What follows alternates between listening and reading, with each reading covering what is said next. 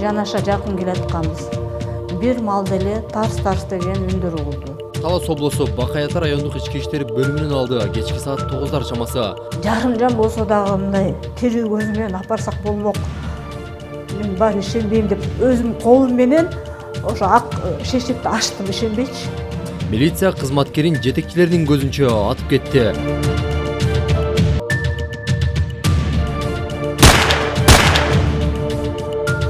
Мынчалык тобокелчиликке жана оор кылмышка кимдер барган, эмне үчүн барган? Телевизор программасынын чыгармачыл тобу ошол күндөрдөгү кылмыш китебине катталган фактыны кайрадан барактайт. Бул тууралуу алдыңкы мүнөттөрдө.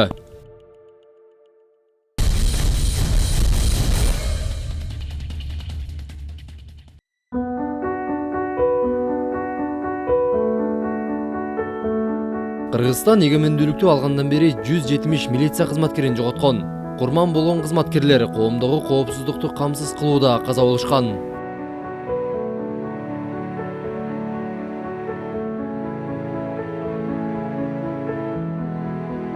2006 жыл 18 октябрдын кечи.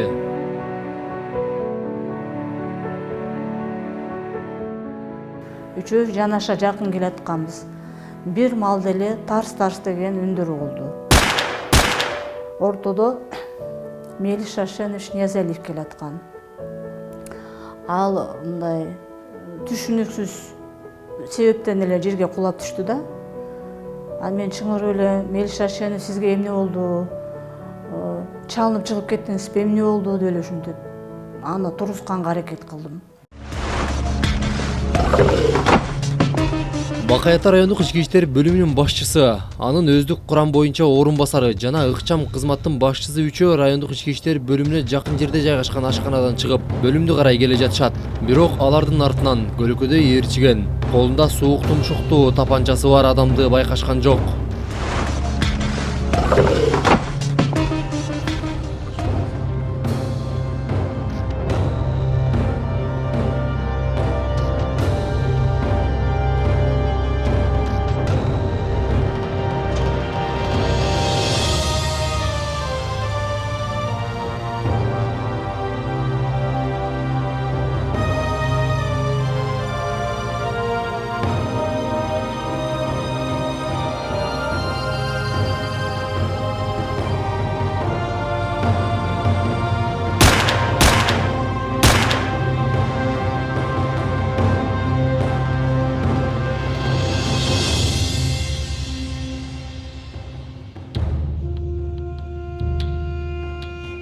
Аны эле начальник мага кыйкырды, ачуу үн менен аябай кыйкырды. Зенеш эже роодуга чуркаңыз Мелис Шашеновди атып кетти деди. Ошондо абдан катты кыйкыргандай болгомда жардамга депчи, бирок үнүм баардыгы ичинен кеткен кийин сезип атам да сыртка чыкпай. Анан роодун жанынан өтө эле жакын жерден болуп атат бул окуя. Роодуга келдим, чуркап келип опергруппаны чыгардым.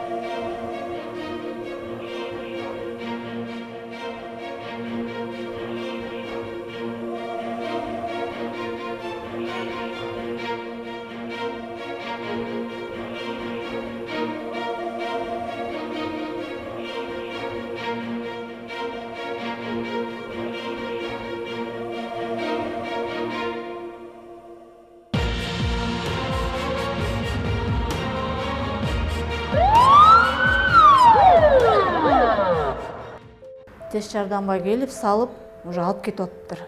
Анан деле мен артынан бардым больницага башка машина менен. Барсам үстүн ак мата менен жаап коюптур. Анан ак мата менен бетин жаап коюптур да, анан кийин мен аябай кыйкырдым да, эмне үчүн силер тирүү адам деле ак мата менен жаап койсуңар, бул эмне деген шундук, эмне кылгаңар бул деп кыйкырдым аябайчы. Анан ошол жерден балдар айтышты, эже Мелишаштан каза болуп калды деди. Каза болуп калды деп ишенген жокмун мен. Бул эмне деген шундук, жок дегенде ата энесине жарым жан болсо дагы мындай тирүү көзү менен апарсак болмок. Мен баары ишенбейм деп өзүм колум менен ошо ак шешекти ачтым, ишенбейчи. Албетте, бир мекемеде, бир багытта жана бир максатта иш алып барган кызматкерлердин бири көз алдында жан бергени Зейнегүл айымдын көз алдында өмүр бою калды. Келтейген райондук ички иштер бөлүмүнүн башчысынын орун басарын, болгондо да ыкчам кызмат боюнча жетекчисин жумушунун алдында атып кетет деген ой ал убакта эч кимдин башына келбесе керек. Балким буга каза болгон Мелис Ниязалиевдин бир жылдын ичинде алып барган үзүрлүү ишинин жыйынтыгы себеп болгондур. Ал кылмышкерлердин колунан каза тапты. Болгону 28 жашта болчу. Ниязалиев Мелис өзү айтпайбы, жүрөк айткандан кайтпаган принципиальный кызматкер болчу.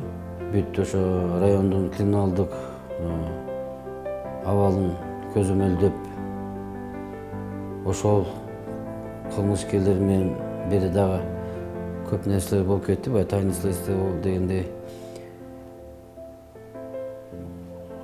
Кайым айтыш болгон, кандайдыр бир каналды тарын жабып, дайыма көргөндө текшерип турган, текшерип, ички иштер бөлүмүнө алып келип, эмне кылып жүрөсүң, кандай кылып жүрөсүң, баягы бизде как каттып отурганда учетто. Ошол кылмышкерлердин мыйзамсыз иш аракеттерине бөгөт коюп, алдын ала ыкчам жана ар кандай профилактика иштерди жүргүзүп, аларга бут тосуп, бөгөт коюп келген. Ошон үчүн ушундай жолго барышкан деп.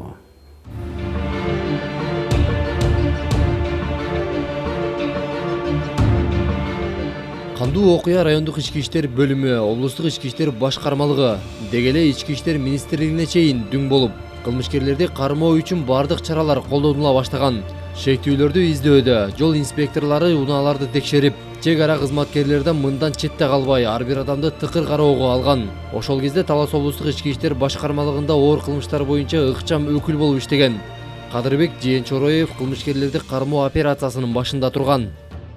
Акыры өшү бир версияга болжомого токтоп, ушул кишилер кылышы мүмкүн деген. Ал кишилердин баарын алибисин текшерип, өн учурда үйлөрүндө болбой, анан сураштырууга атканда бул жактан чуркап бараткан, ошол окуя болгон убакта качып бараткан деген ар кандай маалыматтарды алып, изине түшүп издей баштадык.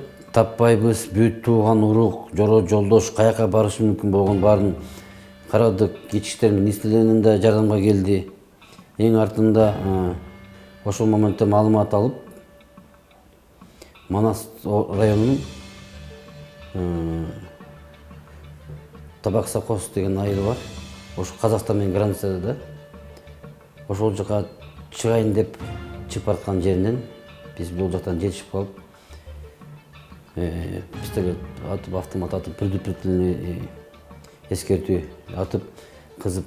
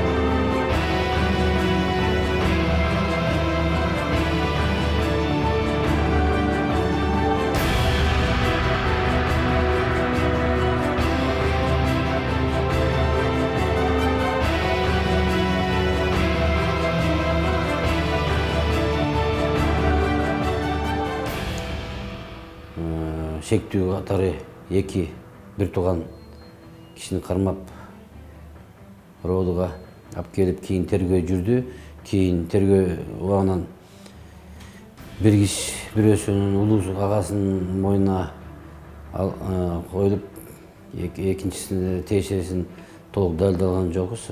Ошондон бул кылмыш үчүн биздин кызматкерди өлтүргөн үчүн ал киши кармалып соттолуп 17 жылга соттолуп чыкты бул күндө. Кылмышкерлерди кармоо учурунда унаада 4 адам болгон. Алардын экөө шектүү делинип милиция бөлүмүнө алынып келинген. Алар бир тууган ага инилер эле.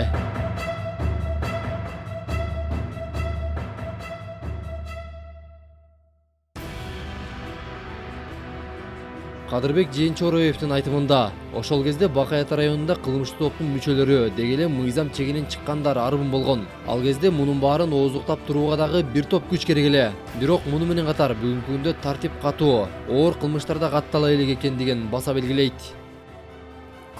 Качандыр бир убакта чындыгында эле аябай күчөп кеткен биздин мамлекетибизде. Өзүңүздөр билесиздер канча деген буйрутма өлтүрүүлөр болгон, ошол менен күрөшүп келди милиция. Бул азыркы күндө милициянын толук күчү да жетет, бүт контролдоого да мүмкүнчүлүгү бар. Азыр андай мен ойлойм, чектен ашкан таза эч кандай топ да, эч кандай кылмыштык да жок. Быйыл кыргыз милициясынын түзүлгөнүнө 95 жылдын жүзү болду. Дээрлик кылымды эске албаганда, жогоруда айткандай эгемендүүлүктү алгандан бери 170 милиция кызматкери мерт кеткен. Кызмат учурунда каза болгон кызматкерлер берген анттарына так турган деп эсептөөгө болот. Алар коомдогу коопсуздук, тынчтык жана тартипти көзөмөлдөө моюндагы милдет экендигин далилдөө менен элине ак кызмат өтөгөн.